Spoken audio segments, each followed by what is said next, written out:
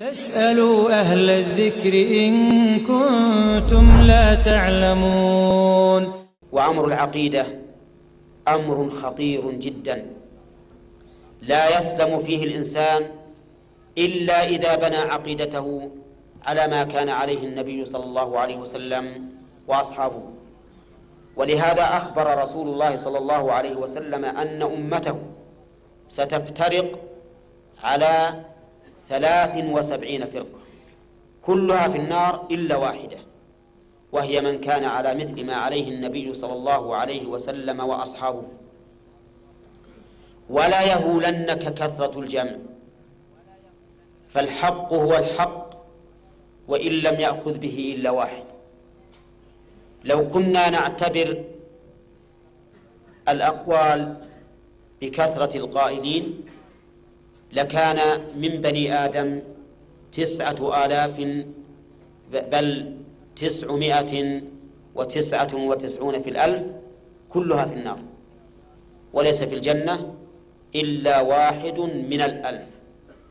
لو كنا نعتبر الأكثر لكنا نأخذ بأقوال هؤلاء الضالين الذين كلهم في النار. ولقد قال ربنا جل وعلا: وإن تطع أكثر من في الأرض يضلوك عن سبيل الله إن يتبعون إلا الظن وإن هم إلا يخرصون. فلا تزن الحق يا أخي بالرجال، لا كما ولا كيفا. لا تقل هذا الرجل معظم فقوله قطعا هو الصواب، لأن لكل جواد كبوة، وليس أحد معصوم من الخطأ إلا رسول الله صلى الله عليه وسلم. ليس أحد من البشر معصوم من الخطأ إلا رسول الله صلى الله عليه وسلم. إذن فلا تعتبر الكثرة ولا منزلة الشخص. صحيح أن الكثرة وأن الشخص له قيمته، ولكن ليس معنى ذلك أن الصواب لا بد أن يكون في الكثرة ولا بد أن يكون في هذا الشخص المعظم. فكم من إنسان له قيمته العلمية وله مكانه بين الأمة ويخطئ، وكم من قول اعتنقه كثير من أهل العلم وهو خطأ. إذن على أي شيء أبني عقيدتي؟ أبني عقيدتي على ما في كتاب الله وما في سنة رسوله صلى الله عليه وسلم، غير متجاوز ولا مقصر. ولنضرب لذلك مثلا. قال الله عز وجل: إن ربكم الله الذي خلق السماوات والأرض في 6 أيام ثم استوى على العرش. كلمة ثم استوى على العرش حام حولها خلاف كثير في معناها وفي كيفيتها أيضا. فمن الناس من قال إن معناها استولى، ومن الناس من قال إن معناها على واستقر على شبه ما يعلو الإنسان ويستقر على السرير وعلى الفلك وعلى الأنعام. ومن الناس من قال إنه على واستقر على كيفية لا يعلمها إلا هو. الذين يقولون إنه بمعنى استولى فهموا أن الاستواء بمعناه الحق يستلزم أن يكون الله تبارك وتعالى مشابها للخلق. فلما فهموا هذا اللازم قالوا يجب علينا أن ننكر هذا المعنى المستلزم لهذا المعنى الباطل. لماذا؟ لأن الله يقول ليس كمثله شيء وهو السميع البصير، فيجب علينا أن نصرف استوى إلى معنى استولى، وهذا يلزم عليه لوازم باطلة ليس هذا موضع ذكرها.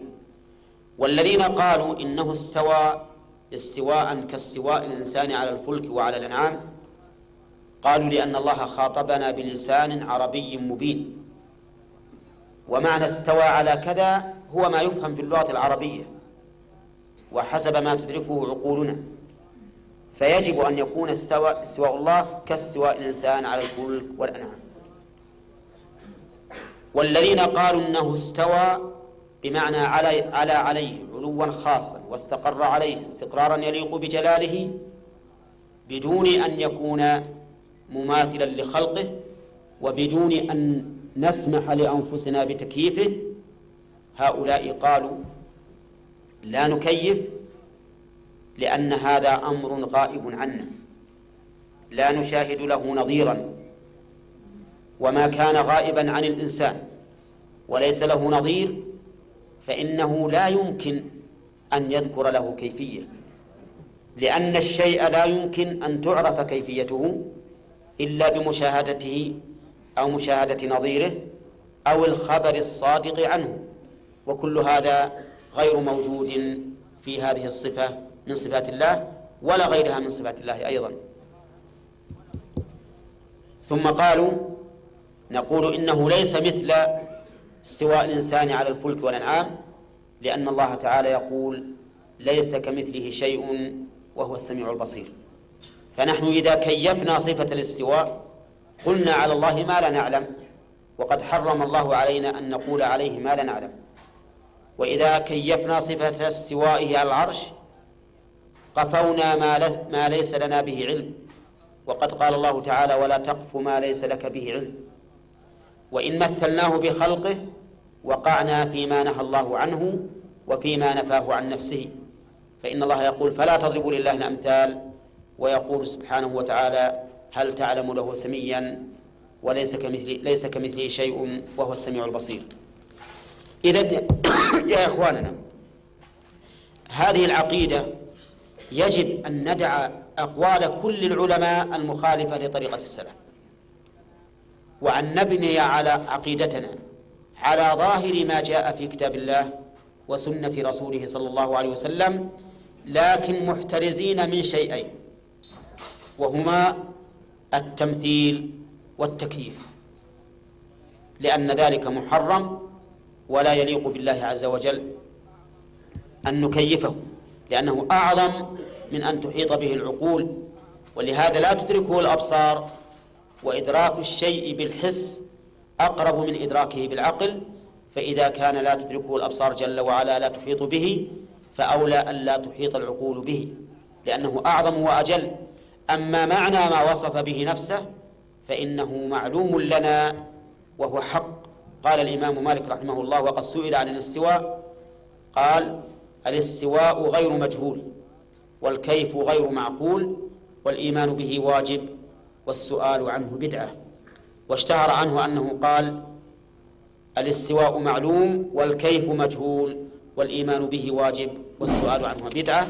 وهذا مثال أضربه ويحذى به أو يحذى على مثاله جميع صفات الله عز وجل. والذي أكرره أنه يجب على طالب العلم أن يعمل بما علم عقيدة، لا يتجاوز ولا يقصر، فإن تجاوز أو قصر وقع في المحظور.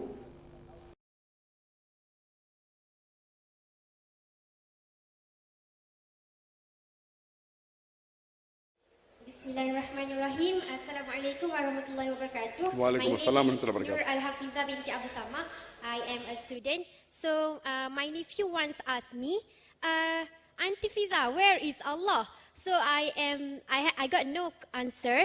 So I stumbled upon Quran and I found a surah which is Surah As-Sajdah, and I forgot which verse, but it mentioned Thumma stawa 'ala al-'arsh. So I am wondering, does Allah live in Arsh, and what does it mean by Astawa, and what does it mean by Al-Arsh?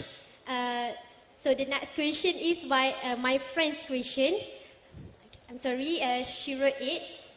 I see division in Muslim today. There are some who follows 4 madhab and some are Wahhabi.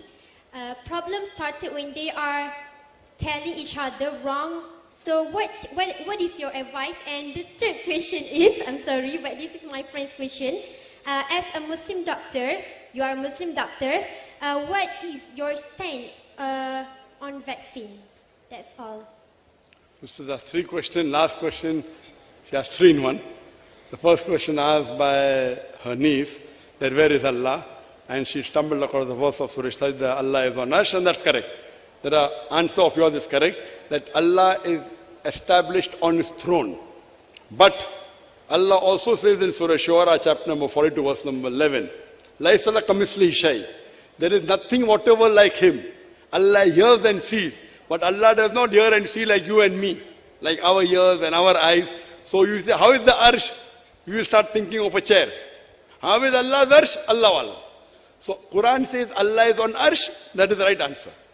And His Arsh extends throughout. We have a thinking, Arsh how. So whatever description is given in Hadith, we accept it. We don't add to it. There are various Hadith. There is a Hadith of Muhammad Sallallahu Alaihi Wasallam that the lady came to a lady was there. And Prophet wanted to test her. Is she a mu'min or not? So the Prophet asked her, where is Allah? She said, on top. The Prophet said, she has Iman. That's the reason when we do dua, we put our hand on the top. Correct? So you can give the answer, Allah is on top, that's also correct. Allah is on Arsh, that's also correct. Both answers are correct. Oh, so I could say to my nephew, Allah is everywhere. No. No. Now you're falling into a trap. I know there are some people who say Allah is everywhere, but there's no text. Yes, Allah is everywhere by power. What does Hadith say? Allah is on top. I know there are some people who do say. But what we have to realize that when talking about Allah subhanahu wa ta'ala, do not add anything of your own. It's very dangerous. Some people explain, yes, Allah by power is everywhere. He has power over everything. Many verses. But Quran says He's on Arsh, He's on Arsh. Allah is on top, the Hadith says Allah is on top. It's better not to add. The Prophet said, don't waste too much time on discussing about Allah. And you say something, you make a mistake, best is to repeat the verse of the Quran, very safe. There's nowhere in the Quran which says Allah is everywhere. I know there are many Muslims who believe in that. It is safe to repeat a verse of the Quran, you can never be wrong. Regarding the second question. Second question was vaccine, or third question was vaccine. The third question on vaccines. The second question is about the madhab. Madhab. There are so many madhabs and each madhab is criticizing each other. I have given the talk on unity in the Muslim Ummah on the 10th of this month. I gave in Telangana, Kuala Telangana. And there I said that all the 4 Aimmas, Imam Abu Hanifa, may Allah have mercy on him, Imam Shafi, may Allah have mercy on him, Imam Malik, may Allah have mercy on him, and as well as the 4th Imam, Ahmad ibn Hanbal, may Allah have mercy on him. And there were many other Aimmas. These 4 were more famous. All the Aimmas, they said that if you find a hadith which is sahih, that is my madhab.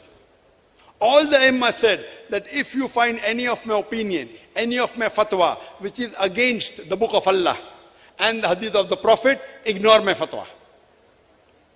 They did not come to fight. They were all loving. They gave the opinion.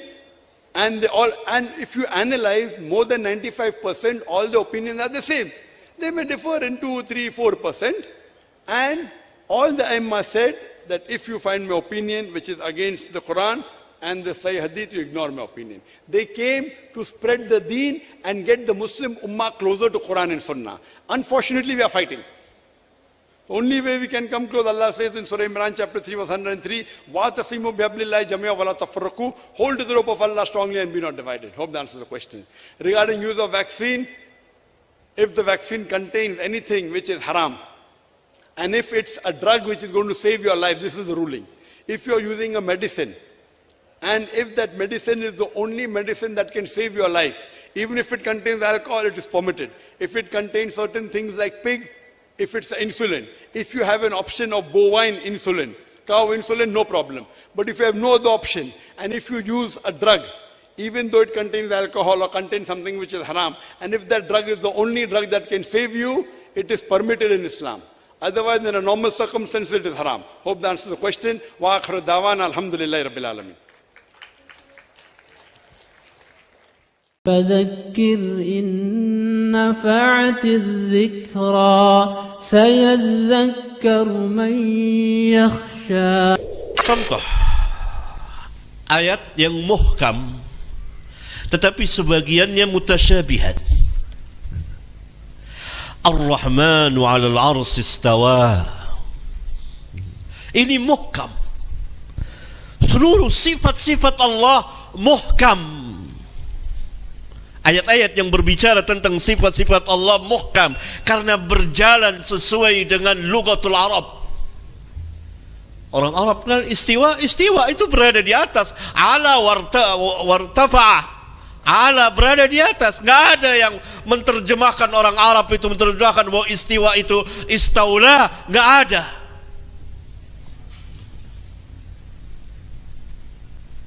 Maka mulai ahli bid'ah, Ja'ad bin Dirham, Jaham bin Safwan, Bishr bin Giyas al-Marisi dan kawan-kawannya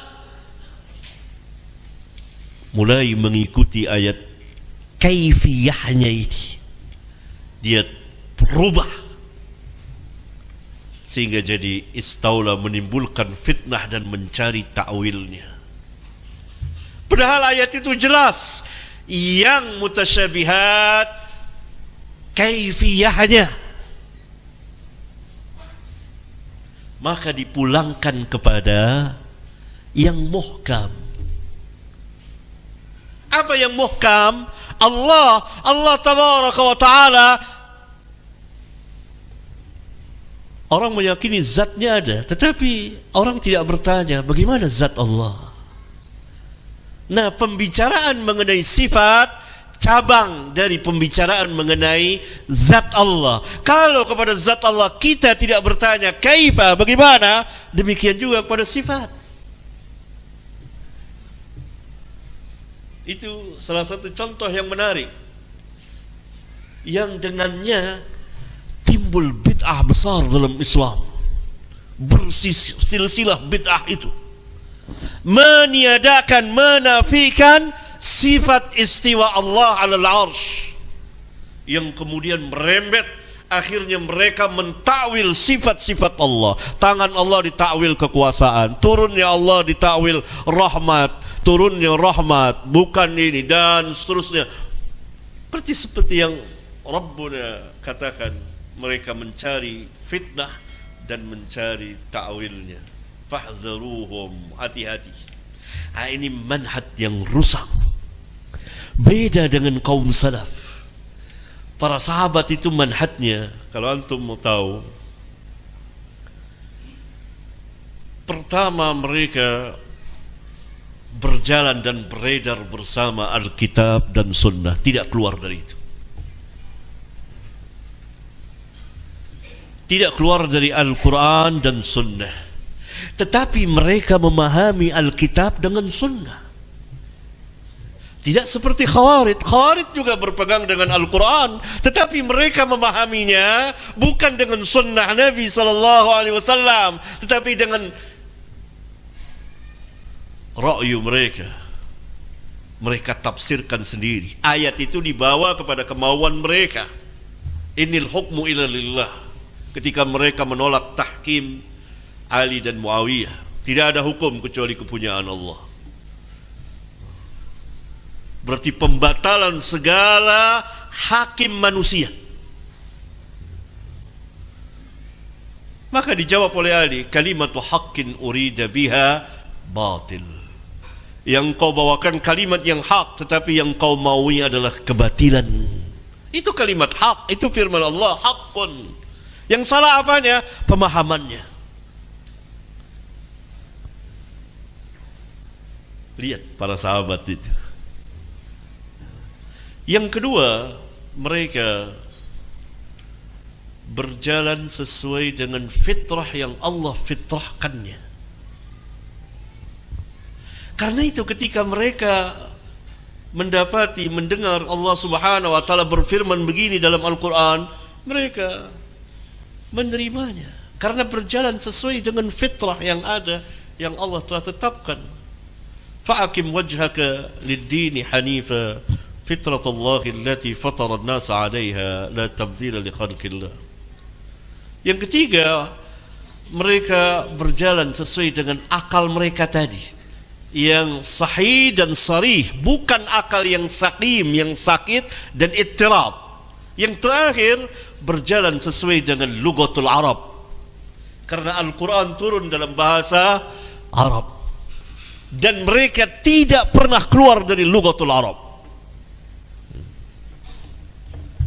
4 asas ini cara beragama kaum salaf radhiyallahu anhum jami'an. Tidak keluar dari 4 ini. Mereka beredar bersama Alkitab dan Sunnah, tetapi mereka memahami Alkitab melalui Sunnah Nabi yang mulia alaihi salatu wassalam. Mereka berjalan sesuai dengan fitrah mereka. Mereka berjalan sesuai dengan akal mereka yang bersih. Maknanya tidak ada syubhat. Adakah di kalangan para sahabat syubhat? Enggak ada. Yang terakhir, dengan bahasa yang Allah turunkan Al-Quran dengan bahasa itu.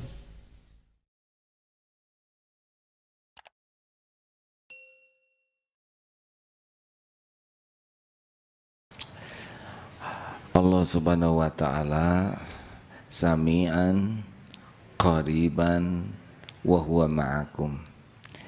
Pernah ada dalam satu hadis para sahabat bertakbir keras sekali.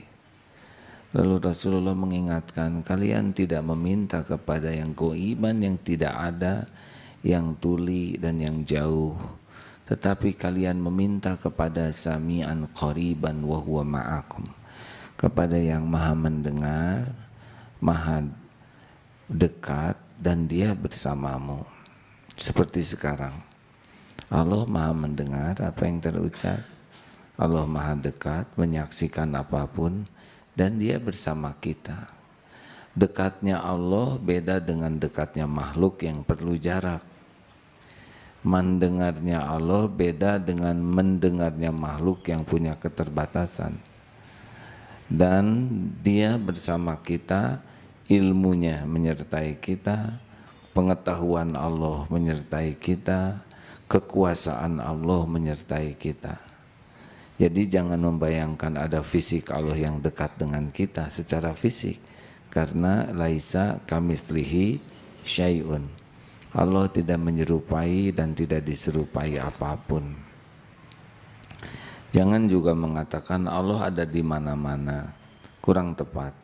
Kalau ditanya Allah ada di mana, maka Allah bersemayam di atas arsy, sudah begitu saja. Arsy-nya bagaimana? Pasti kita tidak bisa menjangkau. Karena kalau Allah berada di suatu tempat, maka tempat itu lebih besar daripada Allah. Tapi kita sudah cukup apa yang dikatakan dalam Al-Quran. Dalam surat Al-Hadid, summastawa alal arsy, kemudian dia bersemayam di atas arsy.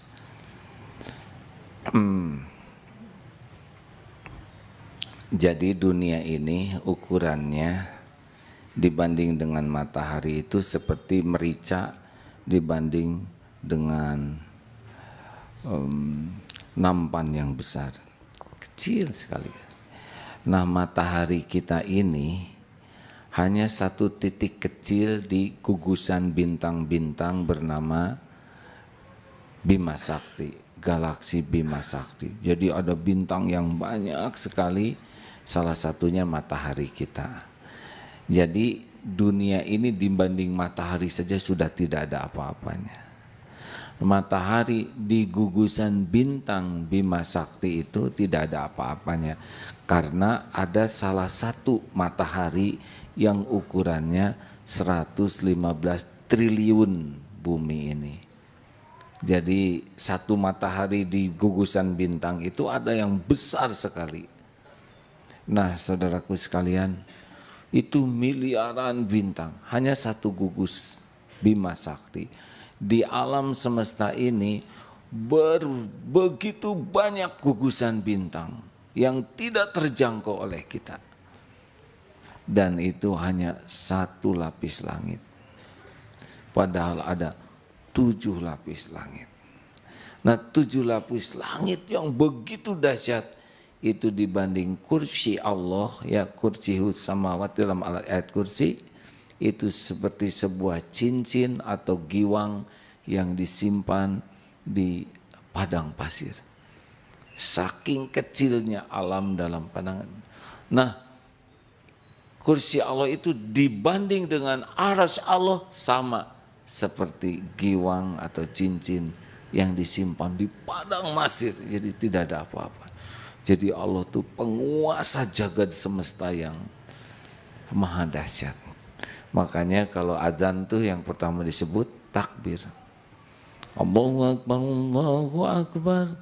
Siapa yang bisa dengan pengetahuan ya memahami dahsyatnya alam ini, nah Allah menguasai alam ini dengan seksama. Jadi tidak ada apa-apanya.